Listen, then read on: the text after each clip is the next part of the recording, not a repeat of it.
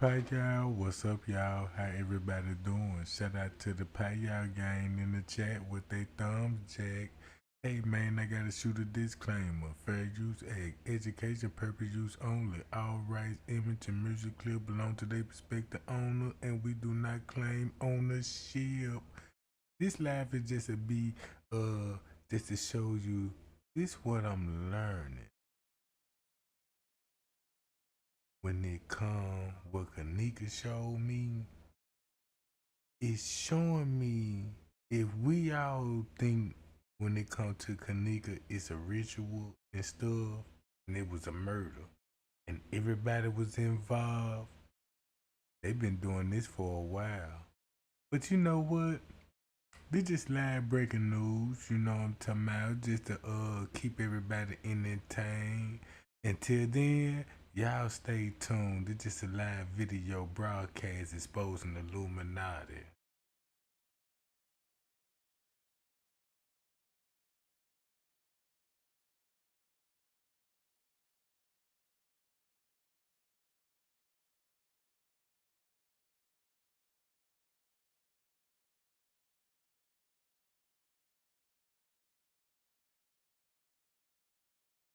Plaza, there's an obelisk, a monument commemorating the location of the first Masonic temple in the state of Texas. Dealey Plaza is on the 33rd parallel, which is one of the sacred numbers in Freemasonry. He was assassinated in a manner that assured the greatest flow of blood, which is called blood atonement, which was practiced by Freemasonry in the early days and supposedly is not practiced now. But in reality is the method of choice of execution, trial and execution by Freemasons. The Bilderberg group that orders his execution is the Supreme World Council of Freemasonry and consists of 39 permanent members, which is 3 times 13, which is also the exact number of men who signed the Constitution, 39.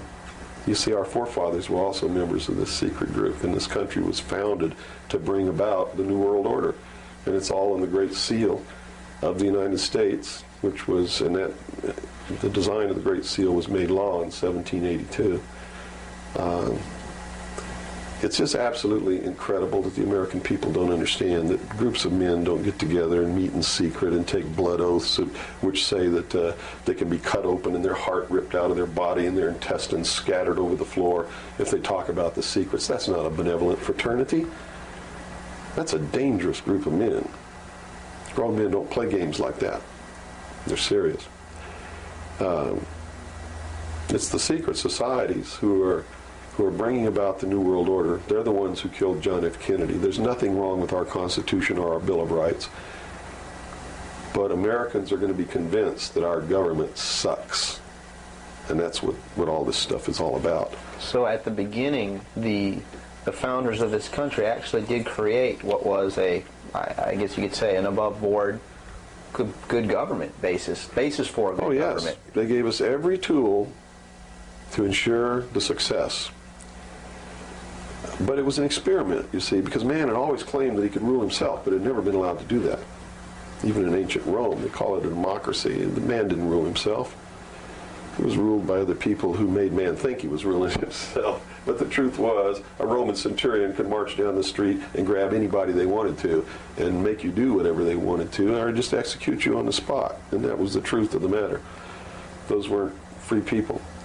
In the history of the world, there had never been a people who were truly free or who truly ruled themselves until the United States of America was created as a republic by which we ruled ourselves through elected representatives whom we sent to the State House, either in the States or to Congress, to do it. They also gave us every tool by which we would destroy ourselves if we weren't capable of doing it. The United States and France, the revolution in this country and the revolution in France, were created to bring about governments which would function as the antithesis to the kings and queens of the world and cause them to topple off their thrones.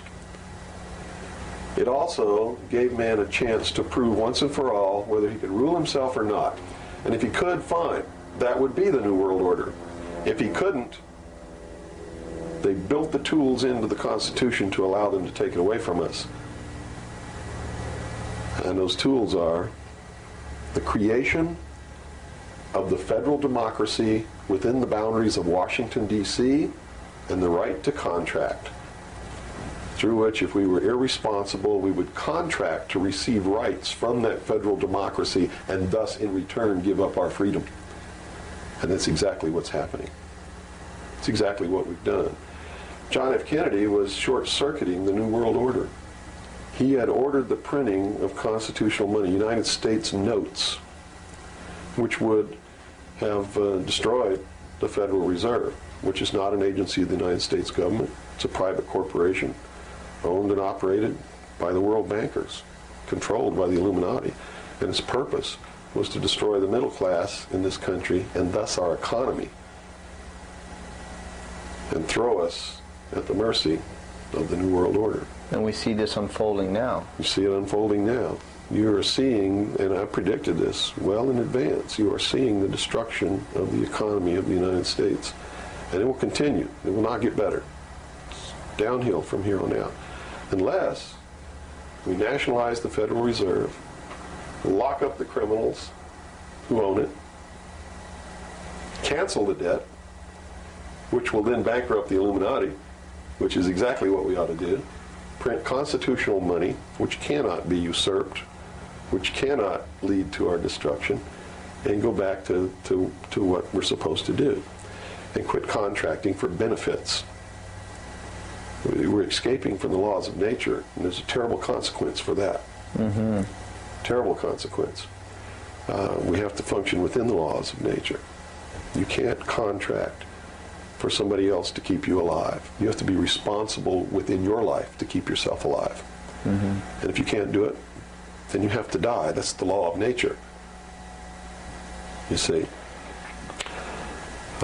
Kennedy also did a lot of other things. I mean, he was a believer in the Bible. These men who are bringing about the New World Order don't believe in the God of the Bible.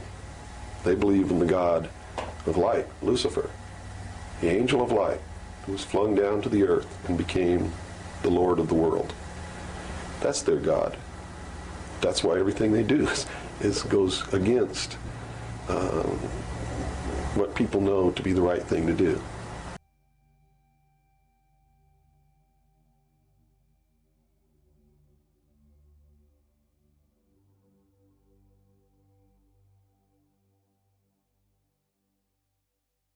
This world is such a, and when I say this world, I mean it. I don't mean in an ideal sense. I mean in every day, every little thing you do. It's such a, gimme, gimme, gimme.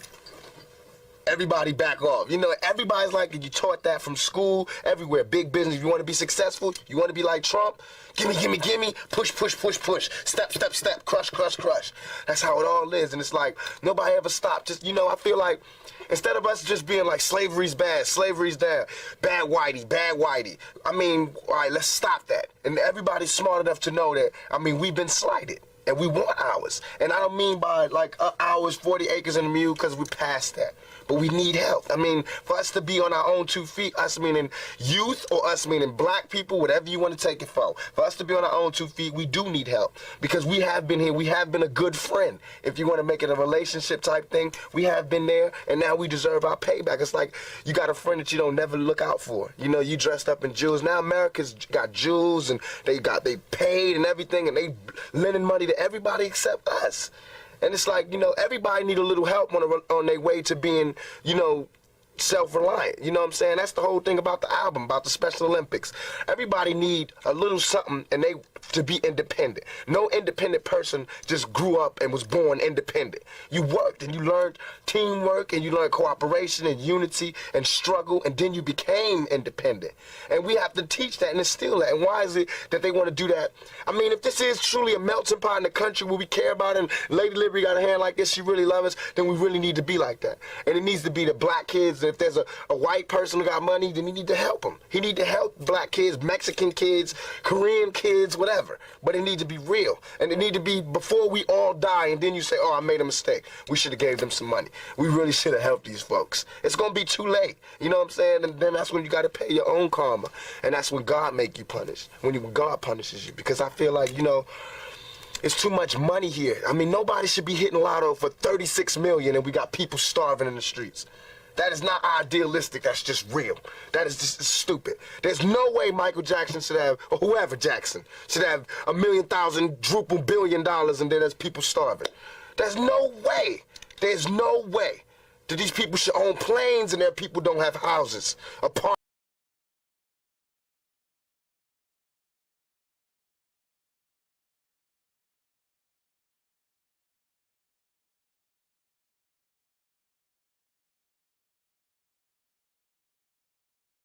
The letter is the secret meeting that changed rap music and destroyed a generation. Damn. So it says, hello. After more than 20 years, I finally decided to tell the world what I witnessed in 1991, which I believe was one of the biggest turning points in popular music and ultimately American society. I have struggled for a long time weighing the pros and cons of making my story public, as I was reluctant to implicate the individuals who were present that day. So I've simply decided to leave out the names and all the details that may risk my personal well-being and that of those who were, like me, dragged into something they weren't ready for. Damn. Hold on, let me So we gonna tell a story. we gonna tell the story. We ain't scared. You know what I'm saying? What they gonna do? They after us, not just playing. Look, that black van. So look, so he says, between the late 80s and early 90s, I was what you may call a decision maker with one of the more established companies in the music industry. I came to Europe in the early 80s and quickly established myself in the business. The industry was different back then, since technology and media weren't accessible to people like that, like they are today. The industry had more control over the public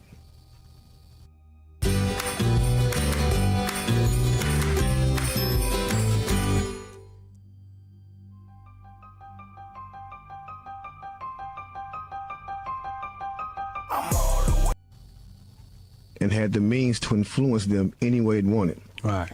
This may explain why in early 1991, I was invited to attend a closed-door meeting with a small group of business insiders to discuss rap music's new direction.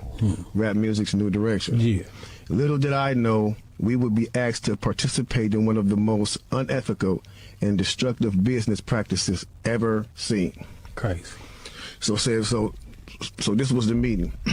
The meeting was held at a private residence on the outskirts of Los Angeles. I remember about 25 to 30 people were being there. Right. Most of them familiar faces. Speaking of those I knew, we joked about the theme of the meeting, as many of us did not care for rap and failed to see the purpose of being invited to a private meeting to discuss the future of hip-hop. Talk to him. Among the attendees was a small group of unfamiliar faces who stayed to themselves and made no attempt to socialize beyond their circle. Based on their behavior and formal appearances, they didn't seem to be from our industry. Our casual chatter was interrupted when we were asked to sign the confidentiality agreement, preventing us from publicly discussing the information presented during the meeting. Needless to say, this intrigued, in some cases, disturbed many of us. The agreement was only a page long, but very clear on matters and consequences, which stated that violating the terms would result in job termination immediately. We asked several people what this meeting was about and the reason for such secrecy, but could not find anyone who had the answers for us. A few people refused to sign and walked out. Nobody stopped them. I was tempted to follow, but curiosity got the best of me. That's right. A man who was part of the unfamiliar group collected all the agreements from us. So now it's going to get to the good part because the meeting about to start. Talk to him, Jake. It says, quickly after the meeting began, hold on one second. Get your popcorn, y'all. Popcorn, get your pistols. No, For real though. Quickly after this meeting began, one of the industry colleagues, who shall remain nameless like everybody else, thanked us for attending. He then gave the floor to a man who only introduced himself by first name and gave no other details about his personal background. I think he was the owner of the residence, but that was never confirmed. He briefly praised all of us for the success we had achieved in our industries and congratulated us for being selected as part of this small group of decision makers. At this point, I began to feel slightly uncomfortable and the strangeness of this gathering. The subject quickly changed as the speaker went on to tell us that the respective companies we represented had invested in a very profitable industry, which could become even more rewarding with our active involvement. Damn. He explained that the companies we worked for had invested millions into the building of privately owned prisons, and that our positions of influence in the music industry would actually impact the profitability of these investments.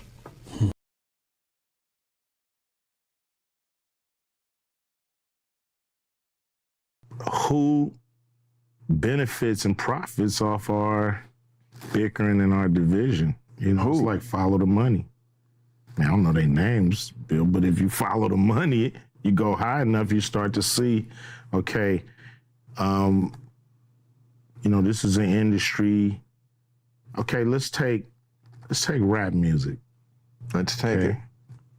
Same people who own the labels own the prisons. So, literally the same people? Literally the same people who own the labels own private prisons.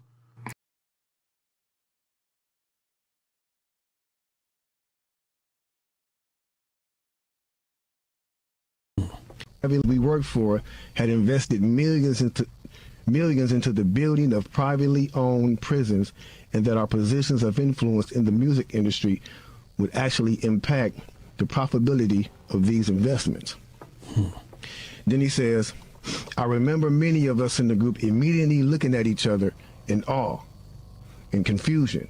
At the same time, I didn't know what a private prison was, but I wasn't the only one. Sure enough, someone asked what these prisons were and what any of this had to do with music.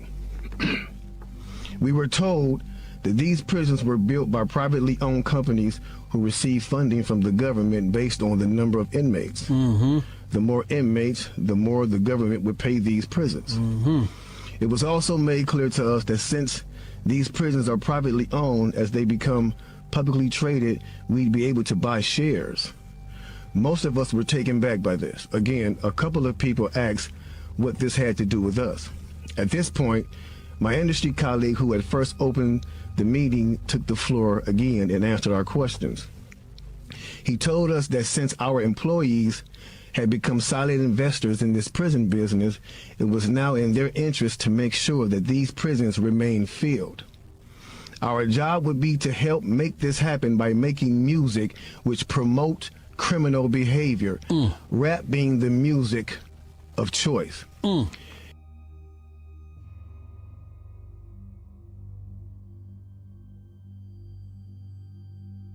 So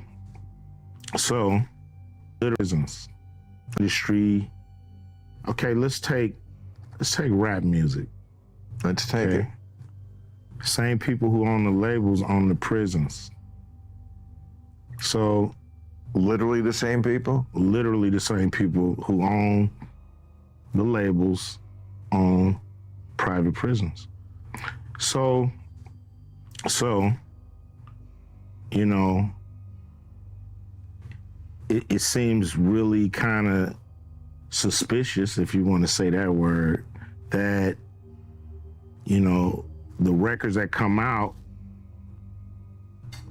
are really geared to push people towards that prison industry. But they didn't make you write those lyrics. It's not about making somebody write the lyrics. It's about being there as guardrails to make sure certain songs make it through and certain songs don't. Certain flavors are exposed on the record. You know, some records are made by committee. Meaning record company guys sit around and tell the artists, this is hot, say that, do this. We're gonna have this guy write the lyrics. We're gonna have that. So the narrative is really kind of, you know, structured and really made into what the record company want the record to be, and what the, you know, a lot of artists are frustrated with this kind of music making. You know, a lot of people, you know, feel like they're being controlled by the label. This is how they do it. Telling you what songs to sing, what hooks to do, what songs, you know, you can do your song, that's fine. That's an album cut. But you wanna, the single is what we all say is the single. So you have, you know, the record company pushing the narrative, you know, and you know, so this to me is in somewhat, you know, some social engineering going on here to make sure those prisons stay full. Now,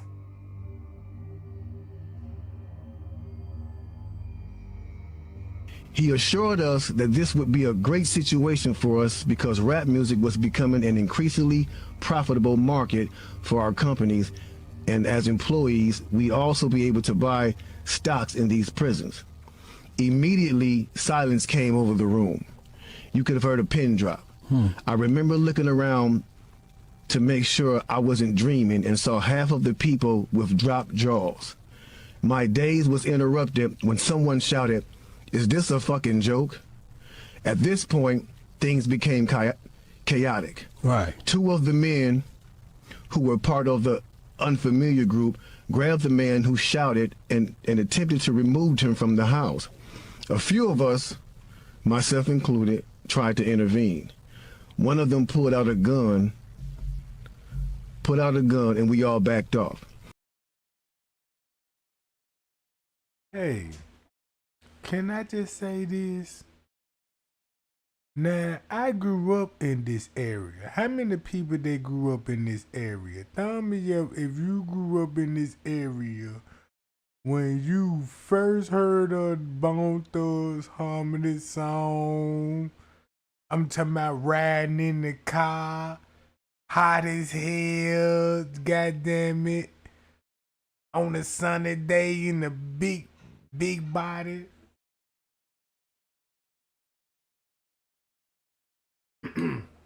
Now think about this.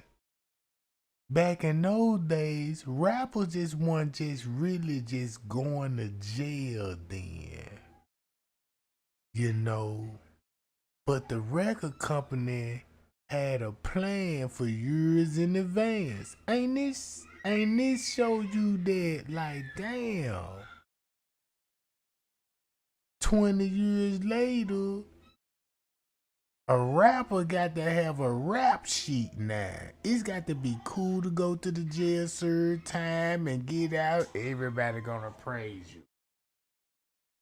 It's a marketing strategy that got people thinking, man, it's cool to go to jail and commit crimes. They separated us from the crowd, and all four of us was escorted outside. My industry colleague, who opened up the meeting earlier, hurried out to meet us and reminded us that we had signed an agreement and would suffer the consequences of speaking out about this publicly, or even those who attended the meeting. Damn. I asked him, why was he involved with something so corrupt? And he replied, it's bigger than the music business and nothing we can do. And, no, it's bigger than the music business and nothing we'd want to challenge without risking consequences. We all protested as we walked back into the house. I remember word for word the last thing he said. It's out of my hands now. Just remember you signed an agreement. He then closed the door behind him. The men rushed us to our car and actually waited until we drove off the property. Damn. So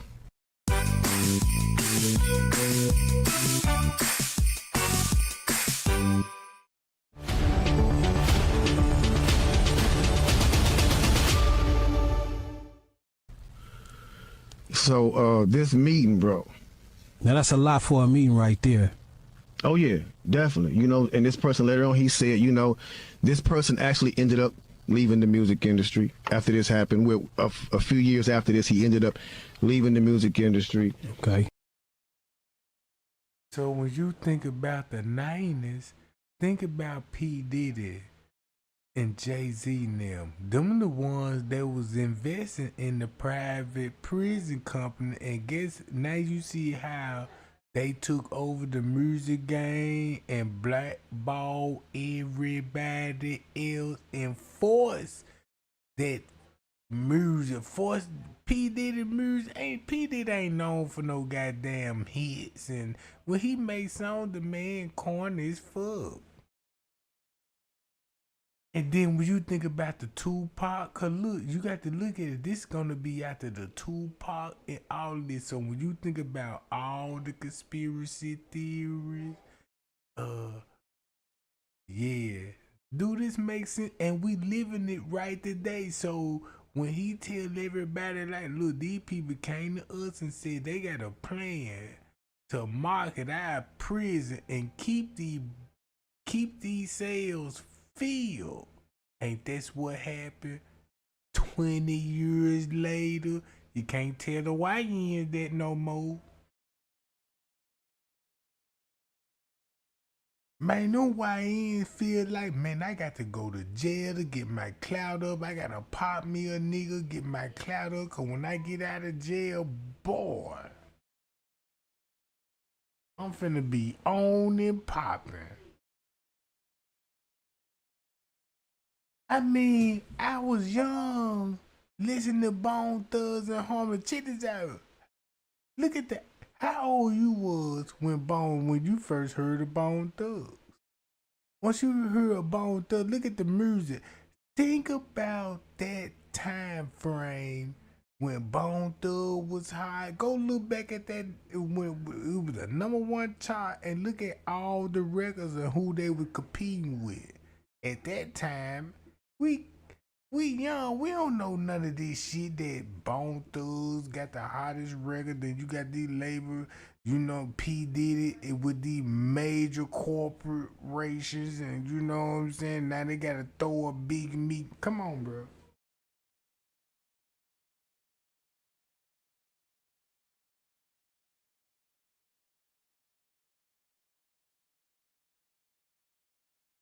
What I'm getting out of this was just like what Tupac said. This is crazy, y'all. Like Michael Jackson said. Look what Michael Jackson said about the music industry. They all saying the same thing.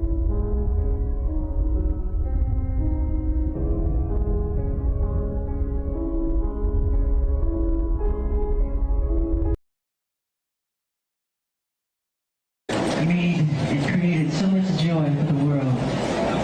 And the system, meaning the record companies, totally took advantage of it. But this is very important, what we're fighting for. Because I'm tired, I'm really, really tired of the manipulation. I'm tired of how... Don't forget, Michael Jackson was popping too in the 90s. Don't forget, Michael Jackson popping in the 90s. The rap started taking off in the 90s. And once the gangster rap changed everything. Press is manipulating everything that's been happening in this situation. They do not tell the truth. They're liars.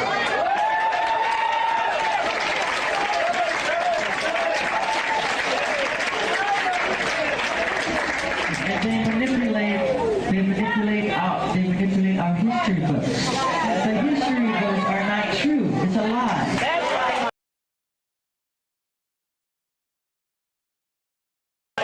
The history books are lying. You need to know that. You must know that. All the forms of popular music, from jazz to hip hop to bebop to soul, you know, to you talk about the different dances, from the cakewalk to the jitterbug to the Charleston to break dancing. All these are forms of black dancing. The minute it became... I remember everybody want to be like Mike, moonwalking and shit. Michael Jackson had everybody dancing with no Dracos, no gun, no violence, had everybody dancing. The best entertainer in the world. So when the music executives came in with like, look, we got a plan. We finna change the whole music game. Let's give them gangster rap so we could fill the prisons. And guess what? They killed all the talent. All-time best-selling albums in history in the Guinness Book of World Records. Overnight, they called me a freak. They called me a homosexual. They called me a child molester. They said I tried to bleach my skin. They made everything to turn the public against me. This is all complete conspiracy. You have to know that. You know, it's time. I love more. It's time for a change. And let's not leave this building and forget what has been said. Put it into your heart. Put it into your subconscious mind. And let's do something about it. We have to. We have to. Because it's been a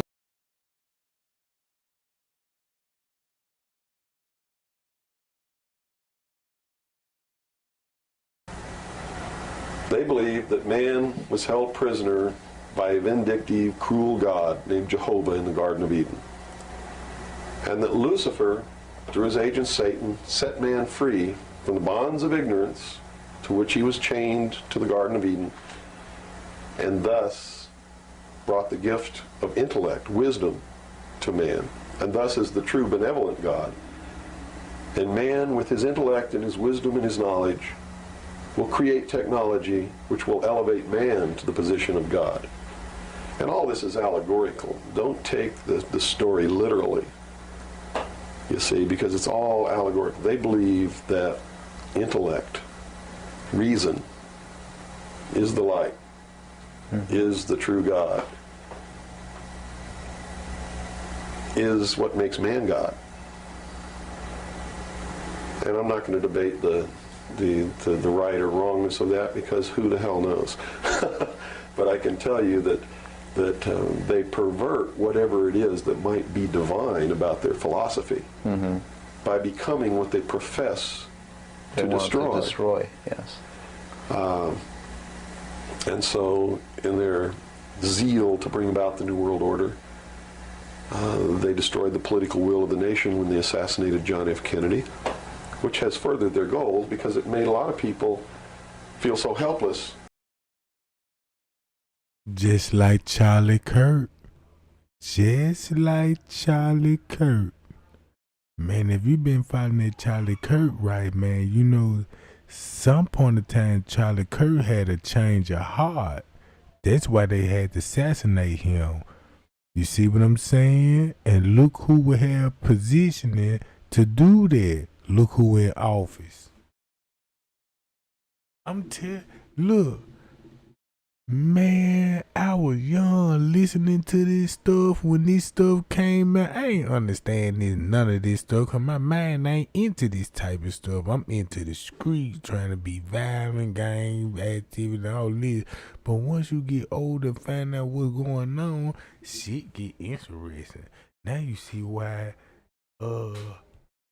Right. That God, if they can kill the president, who am I? You know, what can I do? I'm just one lonely, helpless person. So they quit voting. They abdicated their power. And, of course, through agents like Robert Groden and many others, Oliver Stone, they're being convinced that our government sucks, that our government is the problem, that the Constitution doesn't work, that the Bill of Rights aren't real. We're playing right into their hands, in other words. We're playing right into their hands, because there's nothing wrong with the Constitution or the Bill of Rights or our government. The people. You see, it's been infiltrated. And from within, they are eating at the heart of this nation like a cancer, this secret society. They are destroying it. They are subverting it. Our Constitution has not been allowed to work since 1945, and maybe even earlier. And they have been working behind the scenes to bring about a one-world totalitarian socialist government with the Communist Manifesto as its platform through the United Nations, which was created by this nation from an older organization called the League of Nations, which was the original foundation. And at the highest levels of our government, the Constitution's already been scrapped, and they are working under the aegis of the UN Participation Act and the United Nations Charter. Which says what? Which says that there are no rights, there are only what you call privileges. And privileges can be granted or taken away at will by the state. Quite a frightening scenario. It's a very frightening scenario, and people better wake up to the fact that unless they wake up and do something about it now, there's only going to be one alternative. And that's either take up arms, restore the Constitution, and the blood will run in the streets of America, or reach down and put the shackles around your own feet and march off into slavery peacefully. Guy you wanted to marry or something like that. You're playing right into their hands. You know, they made it so impossible for another Abraham Lincoln to get elected to the office of president that it's a wonder that we even have a chance at all. We need to send people to Congress and to government who are going to clean house. Kick all the members of secret societies out of the bureaucracy. Lock them up. Try them for treason. Because they are traitors. So one thing that may help is term limitations. We must have term limitations, and it must be only one term. And forget all this nonsense that anybody goes to Washington and don't know what's happening. They don't know what's happening simply because they haven't taken the time as citizens to understand how our government works before they ever go to Washington. You see, it should be a process that starts in infancy and works its way up. And everybody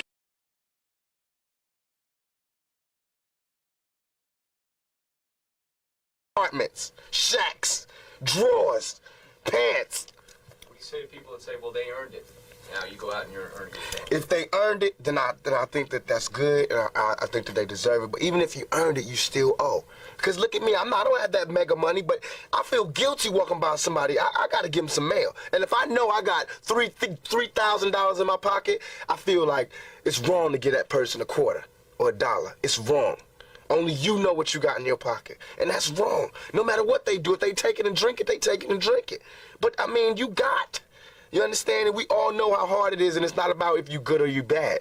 So since it's not about if you good or you bad, we know that because he don't got don't mean he was bad. Or don't mean he's a criminal, or don't mean he's crazy, or a drug addict, or none of that. It just means he don't got. And ain't it bad that you got 30? I mean, can you imagine somebody having $32 million? $32 million. And this person has... Keep this in mind, in that time frame, $32 million was a lot of money back in those days. The people that were with it. Look at the same people that were $32 million that's worth billions now. Billions. So you mean to tell me you got Mike Jackson, Tupac, Ice Cube, even Ice-T, a lot of celebrities, TLC, back in the 90s was exposing these people because they said, hey, you know we got a prison system built and we need everybody packed in that joint. It's nothing, and you can sleep. You can still go to the movies about, and then these are the type of people that get humanitarian awards. Millionaires. How can they be humanitarians? By the fact that they millionaires and there's so many poor people shows how unhumane they are. You know what I'm saying? And that bugs me. Not saying that when I'm never going to be rich, and you know what I'm saying? But I'm saying it's a struggle, and I think everybody deserves. You know what? And he should have been rich. The man sold more records than anybody that was in the 90s. How the fuck you ain't rich? You see what I'm saying? Look at the game they ran. Don't you know when we were coming up, listening to their songs, buying their CD? How many of y'all remember going to the CD shop, Jack? Man, let me get that new Tupac. I remember how y'all look. Check this out. Come on now. You remember going to the mall, buying them goddamn CD, Bone Thug, Tupac, Death Row, UGK, shit, Master P.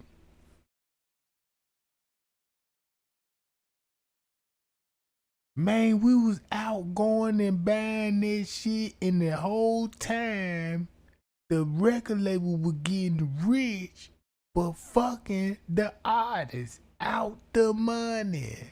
And we buy all day. I'm talking about, man, back then we buying posters. Man, you had Tupac posters in the goddamn, man. That's when you had posters. That's when you had a chat line. You could call the 1-800 rap line and talk to these motherfuckers. And if you look at today's terms, everything they was doing, look how technology was already ahead when it came to the music game, manipulating the artist. Look how ringtone was selling that. Then, you know, you got skits. Then you got, you know what I'm saying? Look at all this stuff that, you know what I'm saying, that's been exposed now, how people could get rich.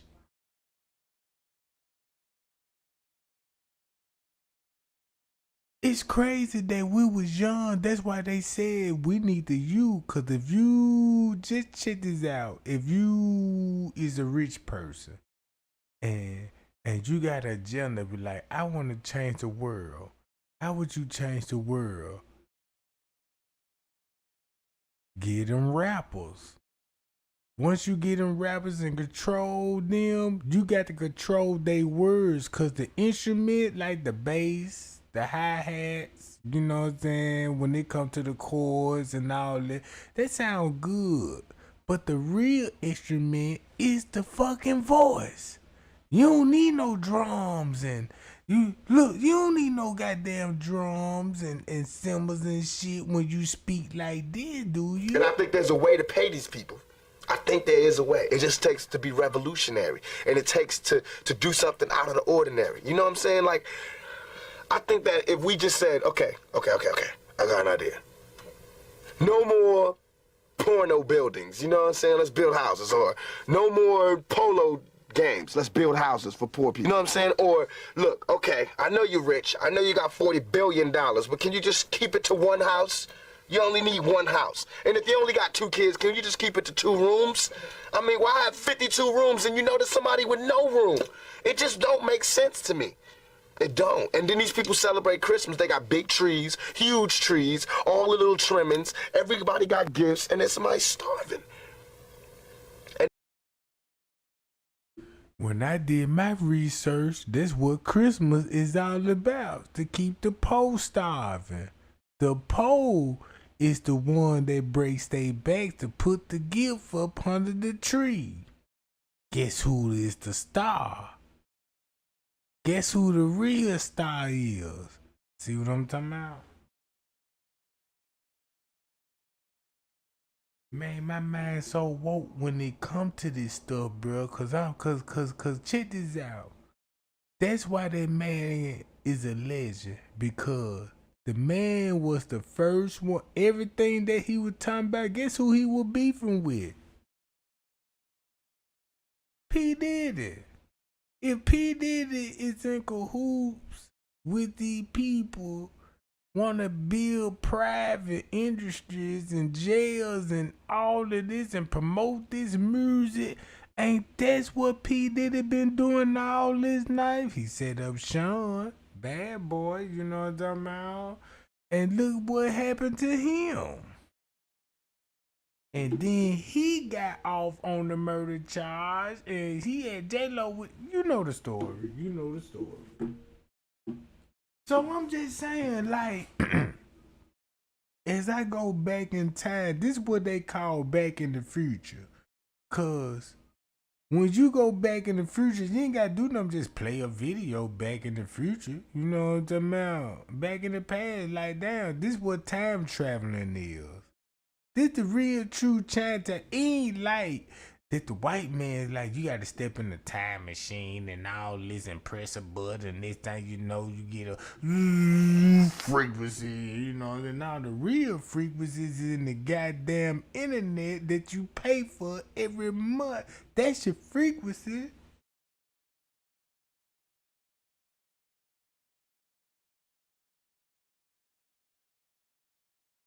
I'm just saying. If you look at all the peoples in the 90s, look at the people that was in charge of the music back then. That's why you'll never see an executive giving interviews. You'll never see a record executive, you know what I'm saying, all this give a interview on their artist. Let the artist do that. You ain't want that. You don't want that play.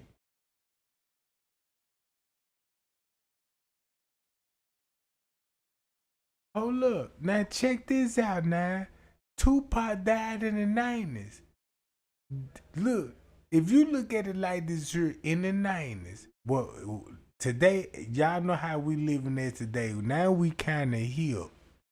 So yeah, you know, if a murder happened now, we need surveillance camera, paperwork, autopsy, timelines, interview, witness statements, and all this. In the 90s, man, black people didn't know nothing about that type of shit.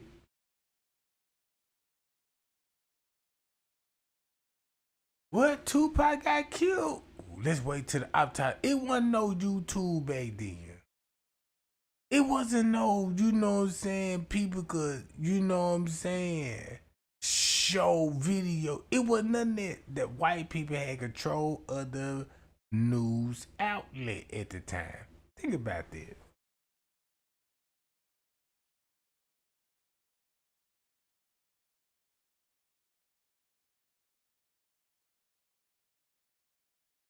So the whole time when we was supporting Tupac, bro, man, don't you know, man, at that time, man, that man supposed to be a billionaire.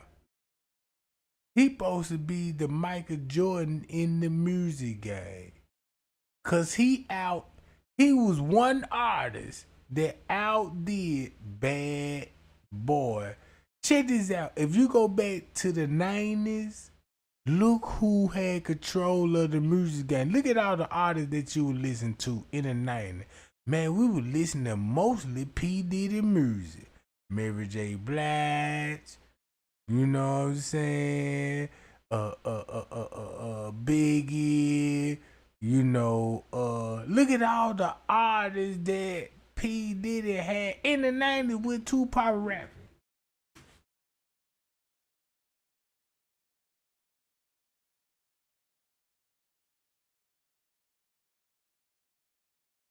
Good. They're having a white Christmas. They're having a great Christmas, eggnog and the whole nine. That's not fair to me.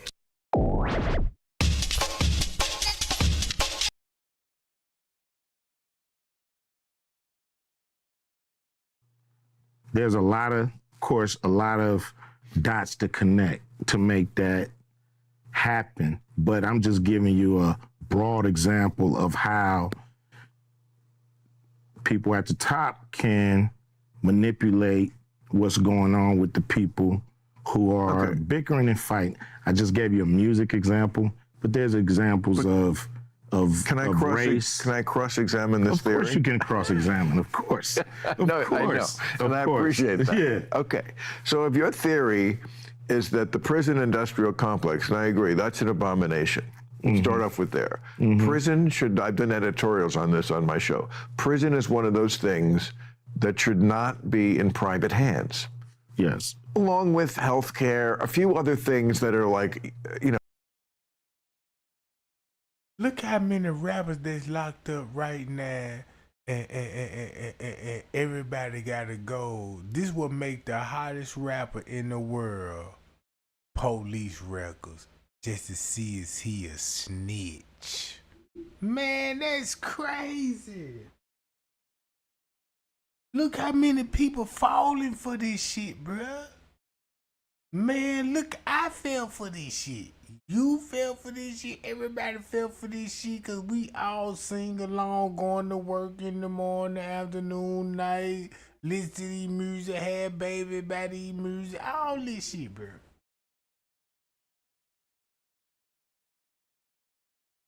So when they said, hey, the same people that own the prisons, not renting this motherfucker. They say they own the prison. It's the same people that own the record label. Basically, the people that own the record label own the prison. Now you see why so many rappers in jail. The public finna be tuned in and see. Yeah, I'm gonna see them paperwork and see surveillance cameras footage. Lock them up. Check this out. We gonna buy all they shit. Look, when they music hot. When they commit a murder, you know what I'm saying? Bam, they go to jail. Guess where the money really going to? Not only they tricked the artist, and the artist sold the soul, didn't know how he was selling his soul, but we all selling our souls too. Cause we bought the shit.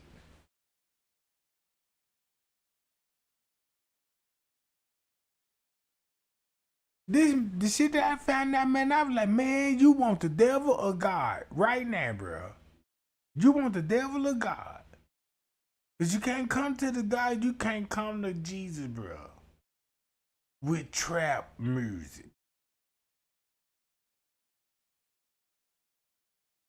You cannot come to Jesus with your designer outfit on. Cause they said it's what's in you. The clothes is the outer protection. Like, yeah, look, he look good and all this. But if you strip that man of his garments, or strip that whole of her garments, take that shirt out, bitch. Take that goddamn tennis skirt off. And see what's the inner side. Boy, them to be the most evilest motherfucker you ever seen. But when they got those clothes in their garment, look how they can talk, speak to you, and make these people feel like they so important, better than you.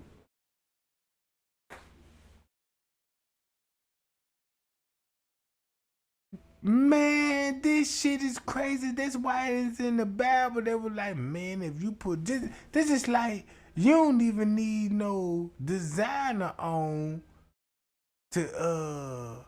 to talk a little shit and do all this. You could put a uniform on and change a whole nigga life.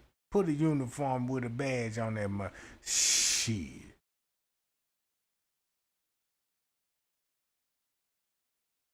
Look how many niggas, look how many people that would go to work, bruh, and was.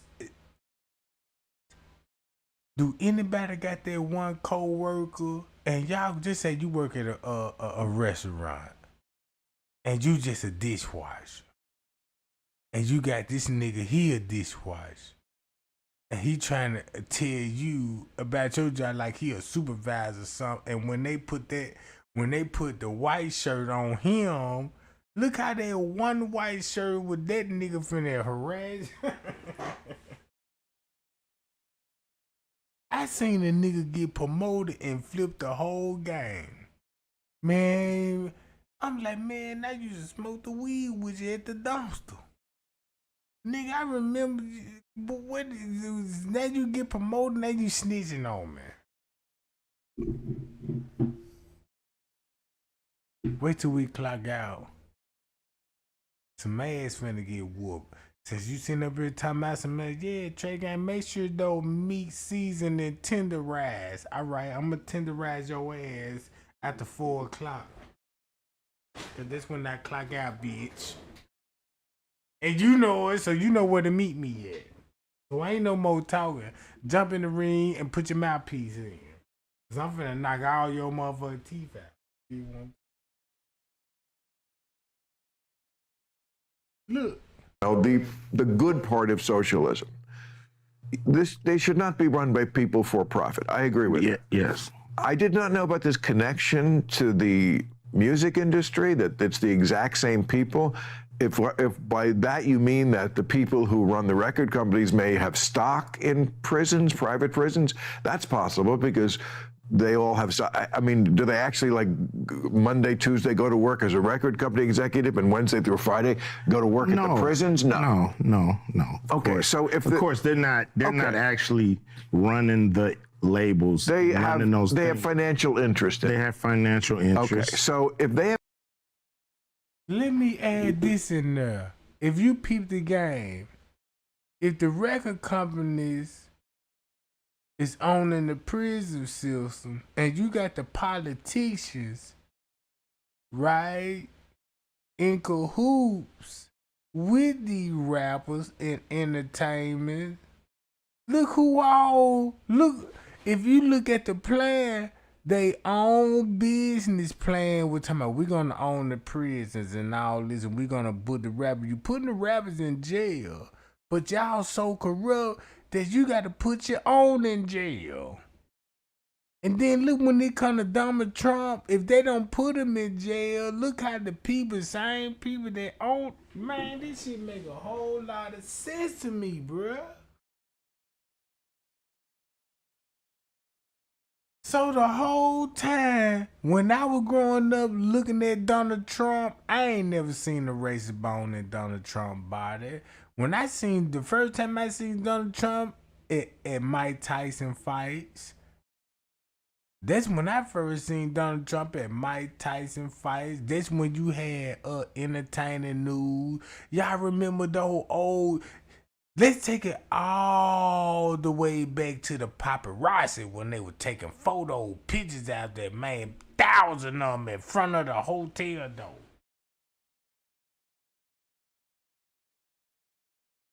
I remember all of that shit, bro. I remember the paparazzi would harass you. You couldn't even walk to your car with motherfuckers with cameras.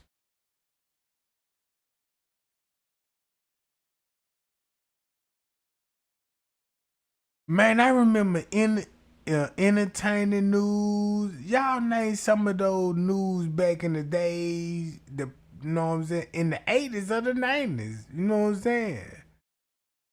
Remember how when they used to walk that red carpet back then, it was a privilege to walk down California, you know, but California fucked up now, you know what I'm saying?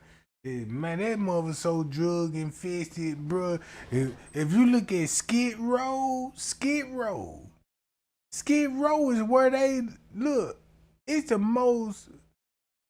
Skid Row is right there where they sign all the goddamn Hollywood. Y'all remember when we used to praise the Hollywood? If these actors get a star on Hollywood, they take a picture in front of them, they concrete, yeah, I'm a star. A fucking concrete. Man, those concretes don't mean shit now. Look at all those. Check this out. If you really want to speak the truth, you know rock and roll music was popping back then too. This the crazy part about it. Man, don't you know, man, that they were like, look, we're gonna boost the black community and take this rock and roll shit out. Cause when you start listening to some rock and roll, cause white people raised up our rock and roll. Gangster rap wasn't out yet.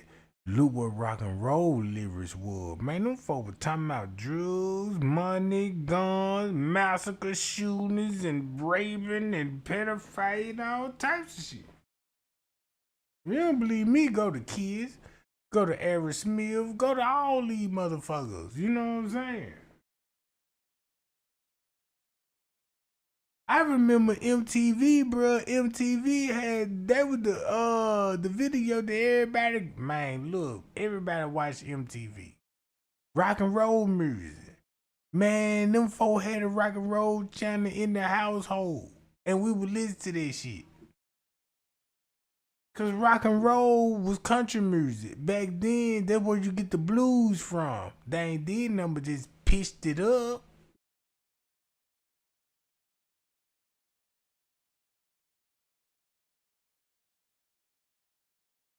Check this out.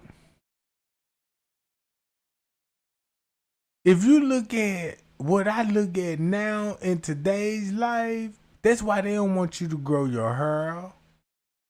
If you let a black man grow his hair out, what he'll look like? If you let a black man grow his beard and his hair out, don't cut it, just let it grow out naturally. You know, never cut his hair. What he'll look like? But if you see, if he grow his hair out, what he'll look like? First thing I tell you, like a Viking, Santa Claus, all your image and the goddamn it holiday that we celebrate is in his likeness. That's crazy.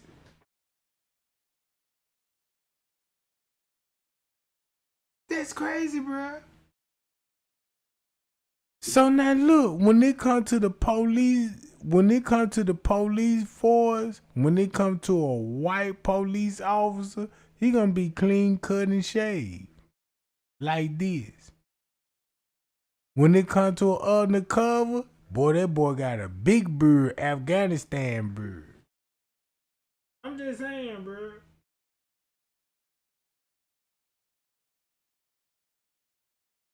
Look, watch this. Financial interest in the prisons. And your theory, if I'm following correctly, is that the kind of stuff in rap lyrics works as a funnel to get people inspired to do the kind of things that would get them in prison, right? Like, for example, writing a lyric, "fuck the police." Yeah, I mean, writing a lyric, "fuck the police," might get somebody arrested and sent to prison. That might get somebody arrested and sent to prison. That's just one example, one record that the record company did not manipulate.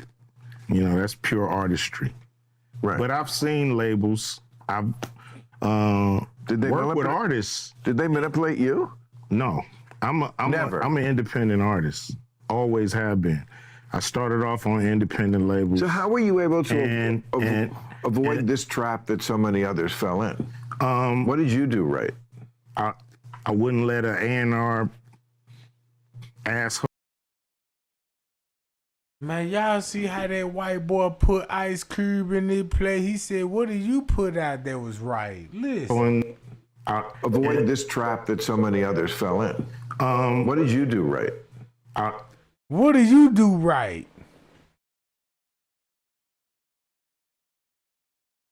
Go look at all Ice Cube music. Boy, they was the biggest influence when it come to rap music. Gangster rap, it did. They the one, check this out. They was finna ban rap music because when Ice-T said fuck the police, and goddamn, I mean, Ice-T came out with, who they came out with, Cop Killer. Then you got fuck the police, boy, and check this out.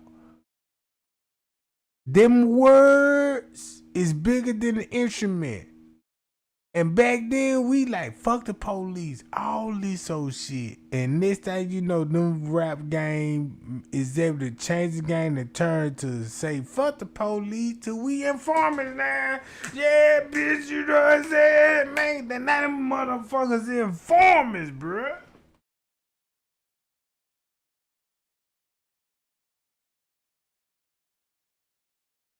Informants. Man, these folk got everybody snitching now when they come to the rap guy. Notice when they say, yeah, look, we're going to invest in the prison system and we're going to keep them booked and we need the rappers to influence to keep the prison packed. Shit. Man, that's $1 million scheme. And you got rappers, check this out, if a rapper ain't got no clout, they'll crash out. They'll crash out for that clout like, man, look, my record is garbage. Let me go kill him, beef with him, and boom, just to sell the record, and that shit finna sell like a motherfucker, cause everybody finna be like, man, he got something to do with a murder. You gotta kill a nigga? You really gotta kill a nigga, bro.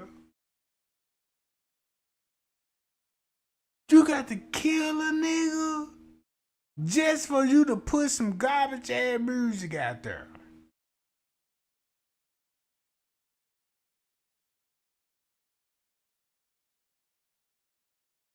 Look.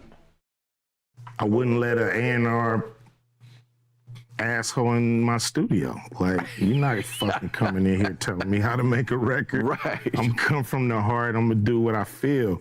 So I never allowed an A&R to. I never had anybody A&R me, but Dr. Dre. You know. So that's pretty. I just wasn't ever going for it, and they just kind of like let me alone do my thing. And I was on the independent label like Priority. I wasn't on a major. And majors, they do it with singers, they do it with rappers.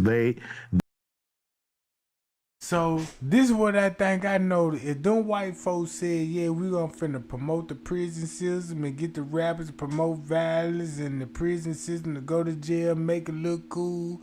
I see why Ice Cube got away from Death Row. I see why Interscope was going through all. Don't y'all know so many record labels broke up? People got into it. People been blackballed in the 90s.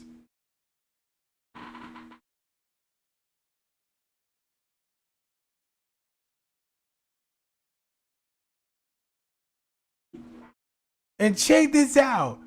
Then it started with Tupac and Biggie murder. That's crazy. Tupac and Biggie murder, bruh. Man, that let me know a whole lot now.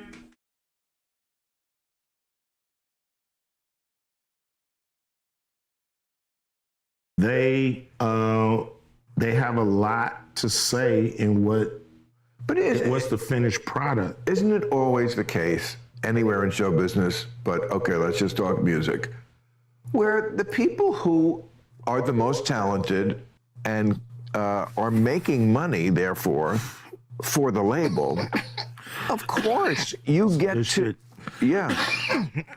of course you get to make your own rules, because it's always about, if you're making money for me, you can get away with anything. Roseanne once sang.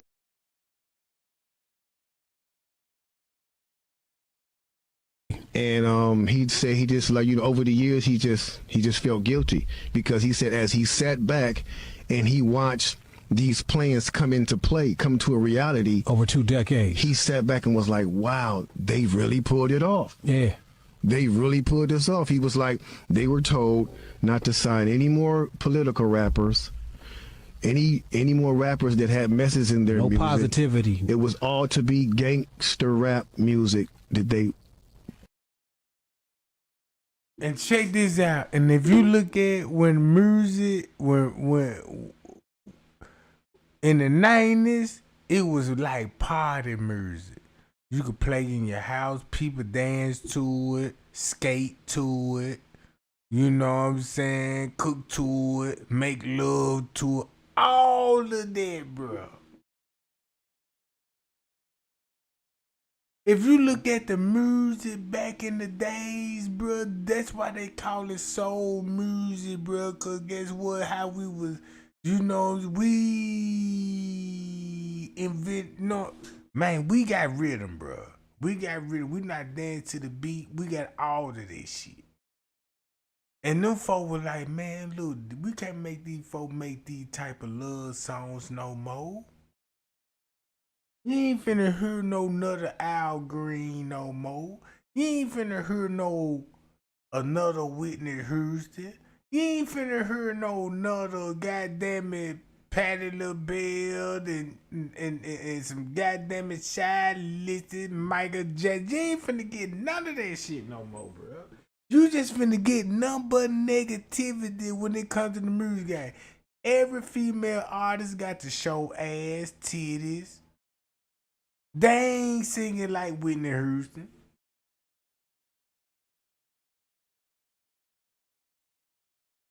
Man, them folks ain't singing like goddamn it, Etta James. Man, them folks ain't singing like no goddamn it, Aretha Franklin. Them bitches just naked on the stage, just hollering. Oh, ooh, ooh, ooh, ooh. I remember back in goddamn Apollo, you know, when you sing and shit, you know what I'm saying? Man, you had to have talent, bro. What happened to the Luther Vandross? When you sing, you know, instead of saying ooh ooh ooh, Luther Vandross said ooh ooh ooh. You know what I'm talking about? None of that shit no more, bro.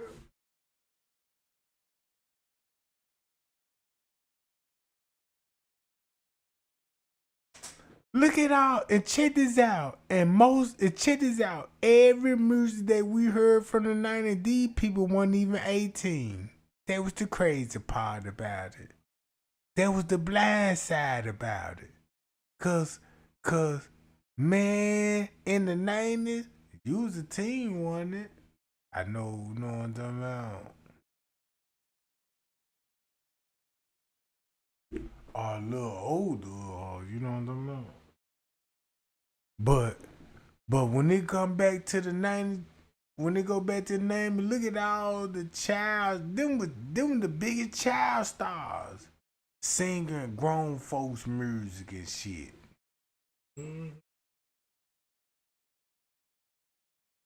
Yeah.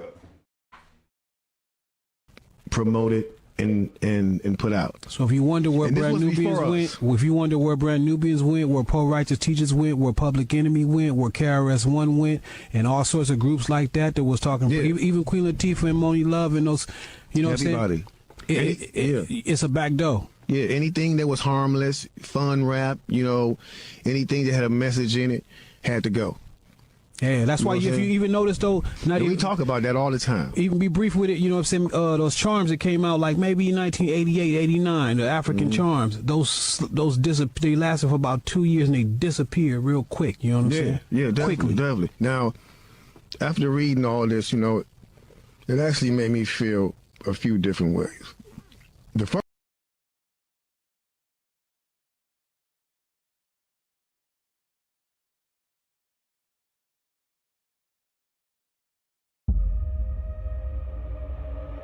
So I've seen a lot of things. Many a deer have to fall. Crazy things. Oh, Jesus, would you tell him that? Would you tell him that when I see him, I spit in his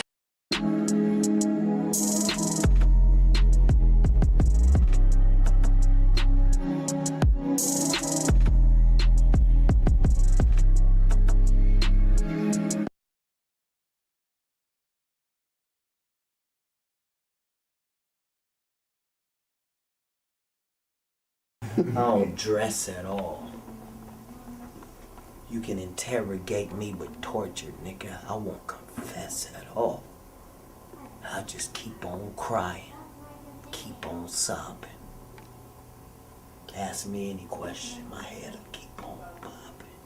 You think I'm saying yes for the first few seconds, till you realize I'm in my own world, thinking of your girl naked. Fuck you niggas. I'm a federal nightmare. I'm a small motherfucker who ain't scared and who don't fight fair. Shit. So if you want to make me a motherfucking martyr, do what you gotta do. Bitch nigga starter. Huh. So I remember when Cat Williams first hit the scene. I watched Cat Williams when he was on BET. That's a comedy, you know, a comedy view. He was on Comedy View.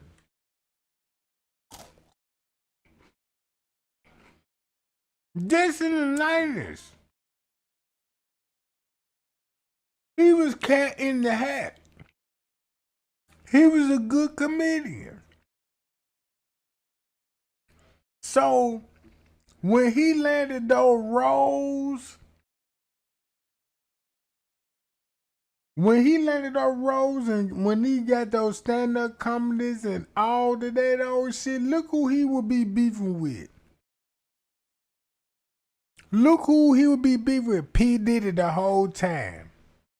We didn't know he was throwing directly shots to P. Diddy. We just know that's just aim at the Illuminati, cause back then, you know what I'm saying, people like, damn, who he? They gotta be the music. They trying to lock Cat Williams up. They trying to put him in jail. Now you see the same prison company that own the jail trying to put him in there.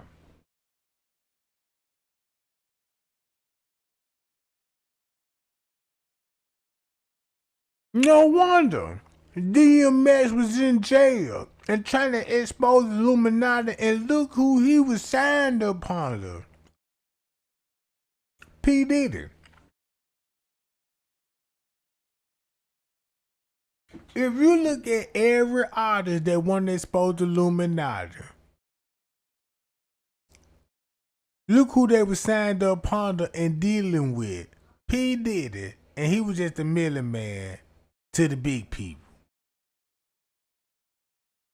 This was in the 90s.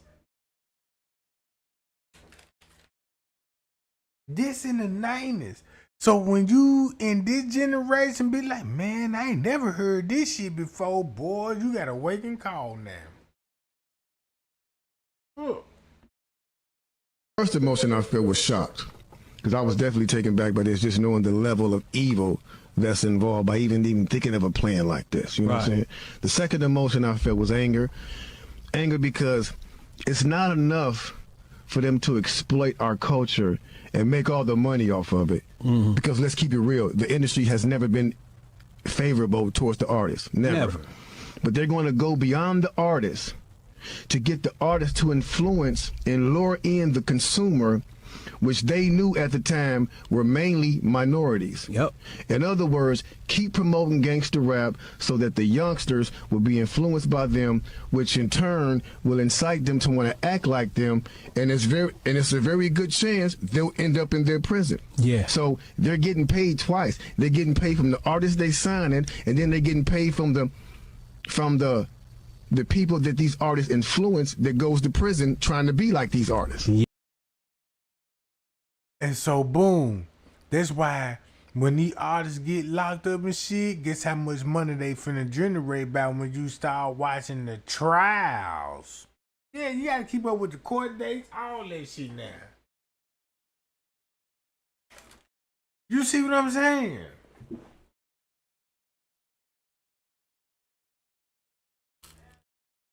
That's crazy, bro. Well, it ain't just crazy. It's like a credit card cracking. You know what I'm saying? Once you find a loophole, you can manipulate. Once you find a loophole in the law, you can abuse it. It ain't no law to it.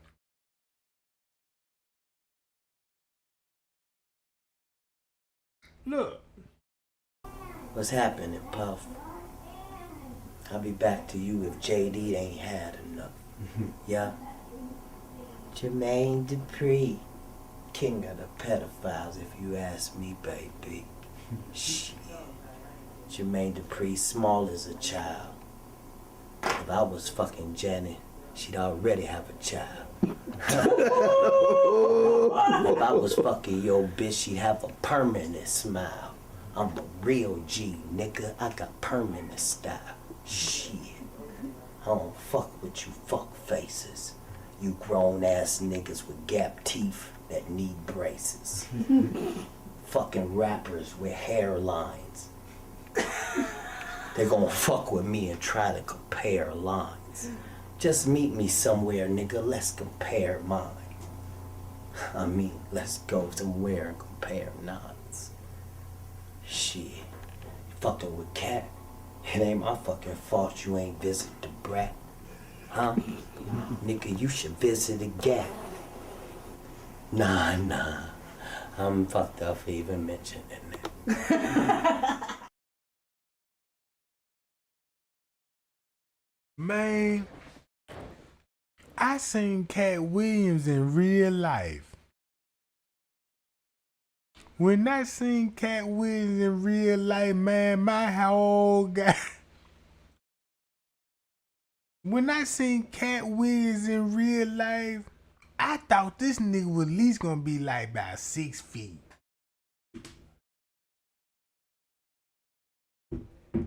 But this nigga 5'2".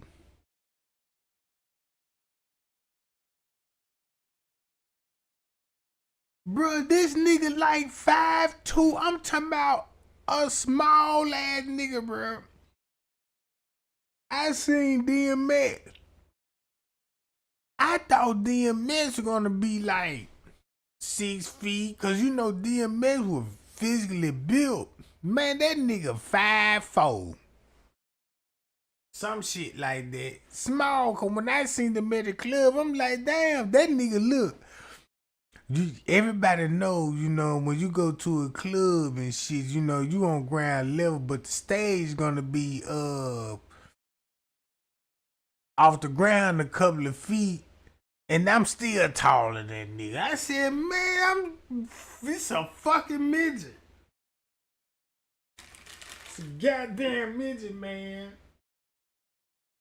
No wonder why that nigga barking like a dog on that motherfucker.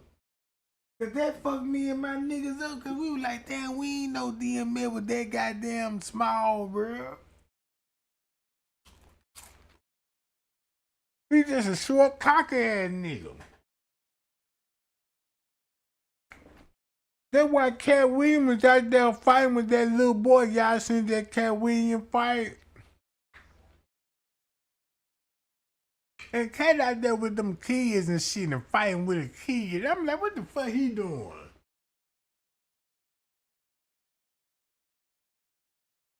Look, the boy choking him out and shit. He like, who boy this is?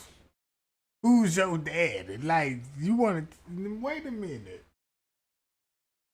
Man, this man got you in the finger fold seals of Edward Hill and you about to tap out. After that video, I don't want to see you talking like this. Not like this, Cat. And I fuck with you, Cat. Stop. Shit.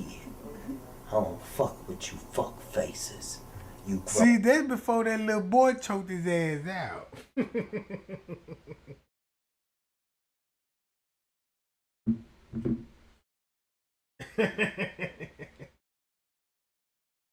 Look, that's how them niggas be talking like, yeah, I'm gangster. Look, check them out. Own ass niggas with gap teeth that need braces. Fucking rappers with hairlines. They're gonna fuck with me and try to compare lines. Just meet me somewhere, nigga, let's compare mine. I mean, let's go somewhere and compare nines. Shit, fucking with Cat, it ain't my fucking fault you ain't visit the brat. Huh? Nigga, you should visit a Gap. Nah, I'm fucked up for even mentioning it.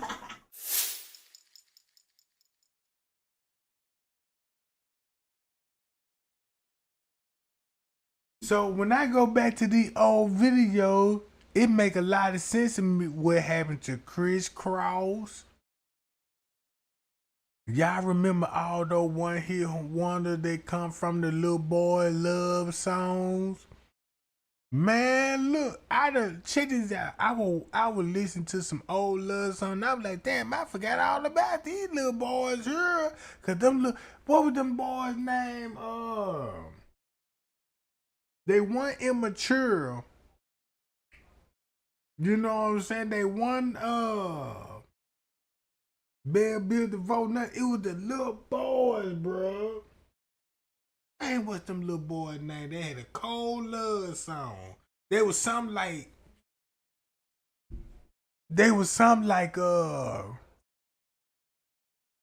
what's that group name? Bell Bill DeVoe, Boys and Men, some shit like that. Look. Yeah. So they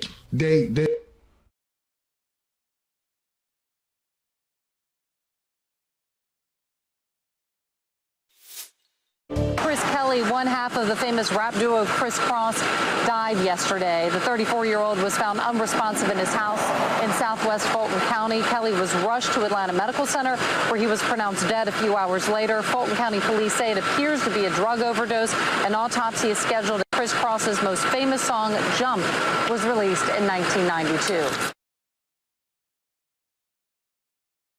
See, that's what I'm saying. I remember when Criss Cross died, I was like, how the fuck he died? And they was like, he died from an overdose.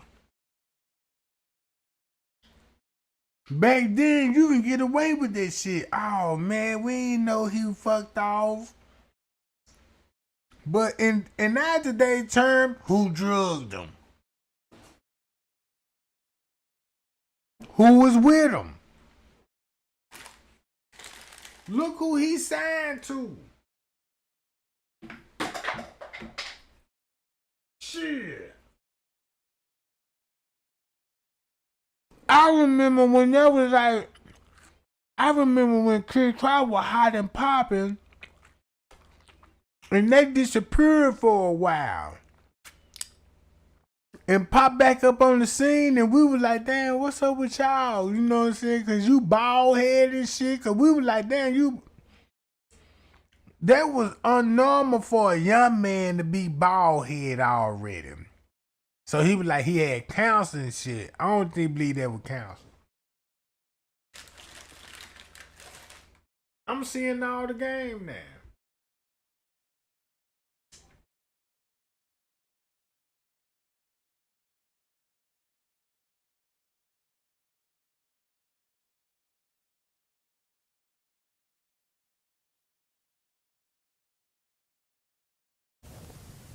Well, thanks for that softball question. There's two answers. First of all, let's be very, very clear. It is possible that there isn't anything funnier than a guy in a dress. And if that's the case, then it might also be said that there's nothing funnier than a black guy in a dress. Okay, well, I watched all of my friends throughout my entire life be able to dunk a basketball, but not me. So everybody can't do everything. So, you know, some of us make choices. I think it's not a biggest choice for others. I'm saying at the end of the day, Kevin doesn't have to worry about what people are going to say about him wearing a dress because of the long line of dress-wearing people before him. So now we had Big Mama's house 1, 2, and 3. Yeah. I've never seen Medea in a pantsuit. I think she wears dresses. So now I'm saying, why are we picking on poor little Kevin Hart? Because it was his turn next. Okay. Some of us are against the Illuminati, and we are against the Illuminati at our own detriment. When people are against the Illuminati, then they get punched in the face all the time. The press hates them, and nobody likes them. End quote. We all love Dave Chappelle. Exactly, Dave Chappelle. See, that's what I'm trying to get everybody to understand what Cat Williams said. This is the whole purpose of this live video because of Kanika Jenkins.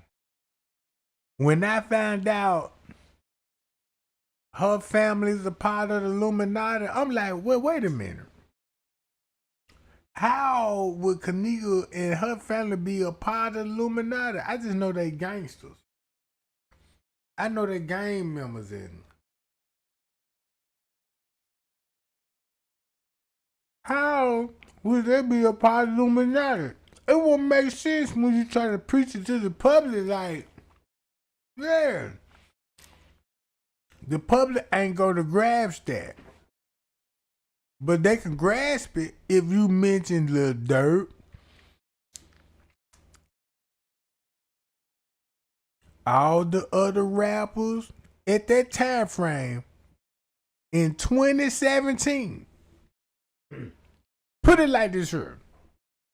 You say you a day one Kanika Jenkins. Remember when those ops, there was YouTuber coming out, Kanika Jenkins witnessed a murder. If you really want to know what the real truth about that murder and who it was, go look at Lil Durk Beef, Chief Keef and them, all of that in 2017. 2017.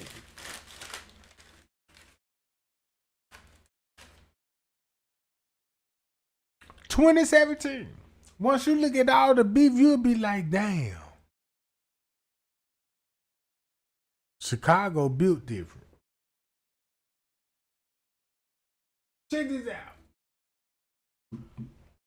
Chicago got so much power. Everybody was a Jerry Springer fan, wanted. That's in Chicago. Talk show.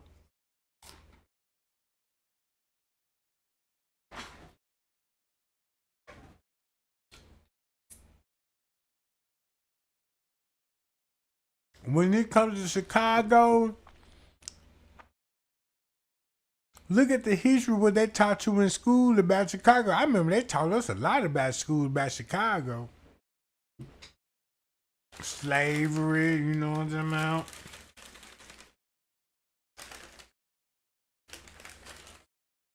Shit, when it comes to Chicago, if you really want to know some true history, if you want to know who the real gangster was in Chicago, it was the mob.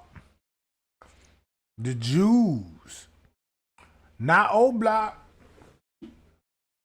Not old block, goddamn. Cause the mob understood the assignment. Man, we can bang on these streets, dude. They the first one that were robbing banks, trains, drive-by shootings, and police chases. Way before a black man could own a car.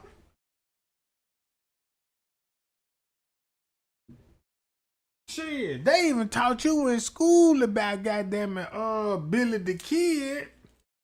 He the best. Look at all these people they taught you in school. These people were really criminals.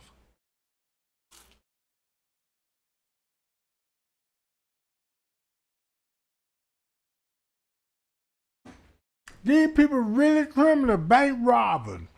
Check this out. You will never see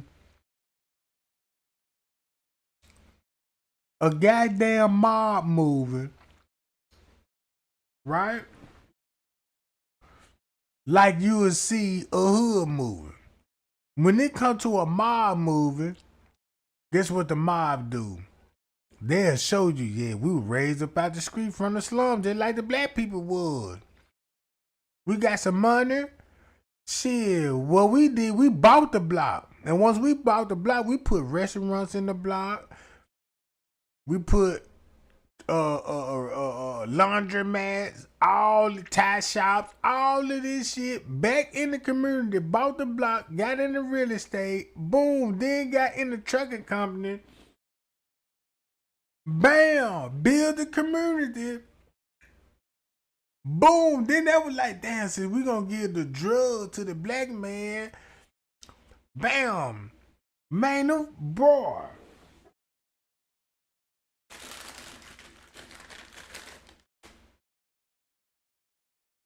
I remember back in the day, if you ask a motherfucker what they wanted, if you ask a person if you ask a child what they want to be, right?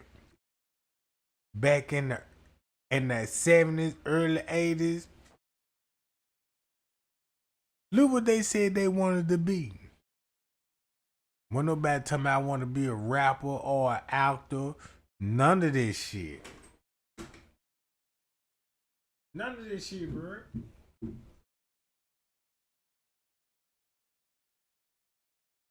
Man, this shit so crazy to me. They making the killing. Hold up. Has never been a part of the Illuminati. They don't want him or me or people like us. Yeah. But now it's not necessary for us to stir up that hornet's nest unless we intend to get stung 1,000,000 times. I didn't understand that. They had to sting me 1,000,000 times. Right. I'm still not going to join, but I respect it a little more. All right. How do you handle that? Because they put your name in the press with a lot of rumors and a lot of situations that they try to put. Now look, this what I learned about the Kanika Jinga Cave. When it comes to the Masons,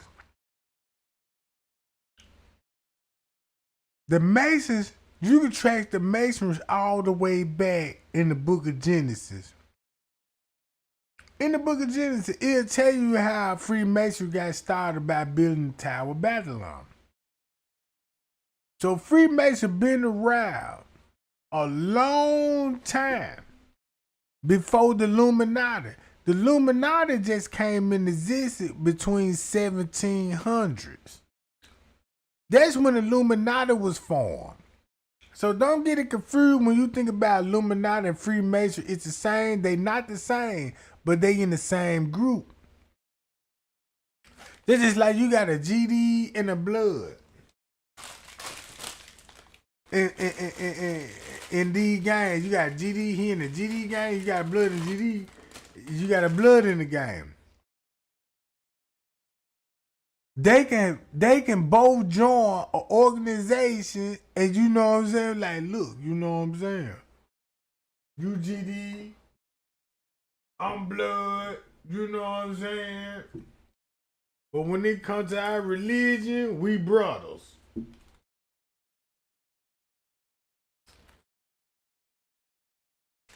We brothers. So, this is why I'm showing y'all this live. All because I realized that Kanika family, if you just cancel out Kanika for right now, right? Cancel out Kanika, just act like you never heard about him, right? And go to YouTube and type in gang documentaries. And once you type in gang documentaries, type in the GDs and the BDs. Guess who started it all? Larry Hoover, David Bosdale,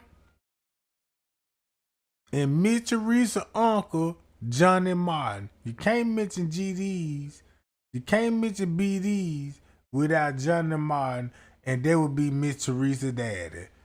That's the part that's blowing me, because I'm like, damn.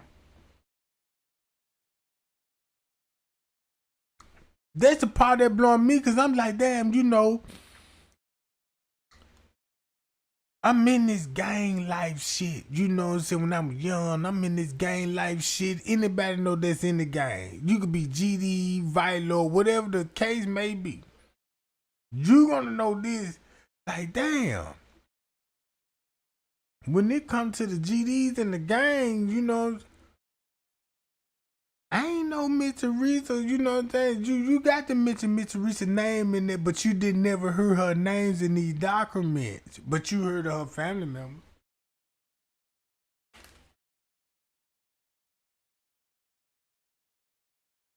Basically what I'm saying, Miss Teresa family, when you think about, check this out. Google Kawana Green snipers. Once you go back and look at the Yummy case, Tupac rapped about this shit. Guess who was involved in it? The BDs. Guess who was the big homie then and called the hit? That's crazy. Hold up. Look.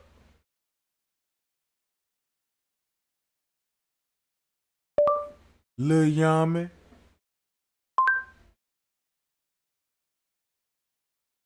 Shit. Look at Lil Yummy. Go look at the people that were responsible for his murder.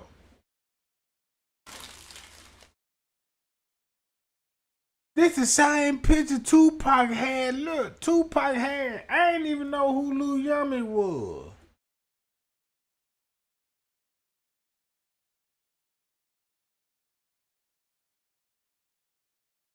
Look.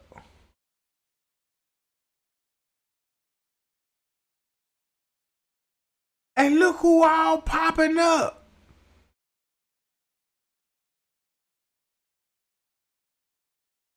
This is crazy, bruh. Hold up.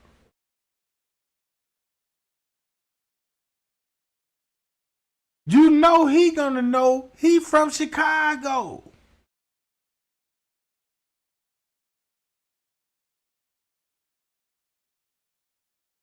Tupac went against the GDNs, dude. So check this out.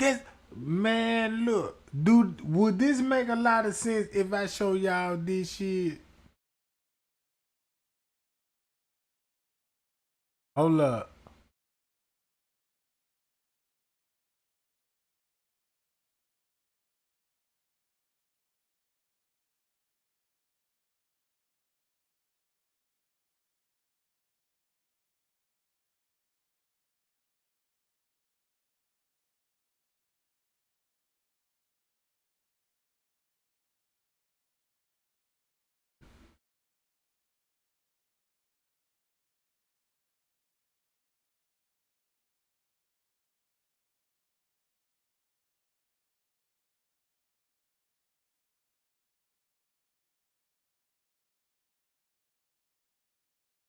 Man, look, I remember coming up in the 90s, bro, when they used to be like, LA used to be the king of drive-bys.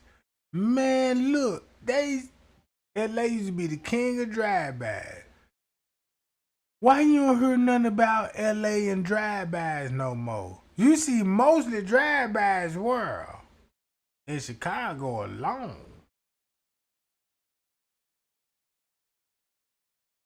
Shit. Shit.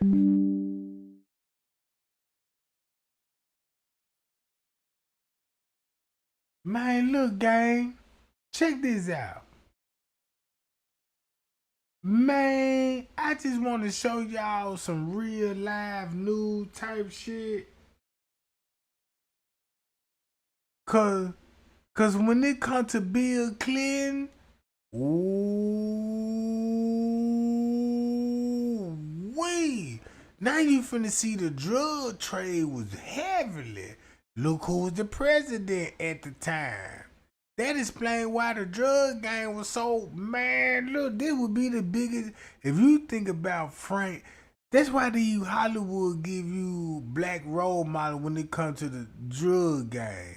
Yeah, you see how they selling that dope on the block? But these motherfuckers the one that got it on the boat.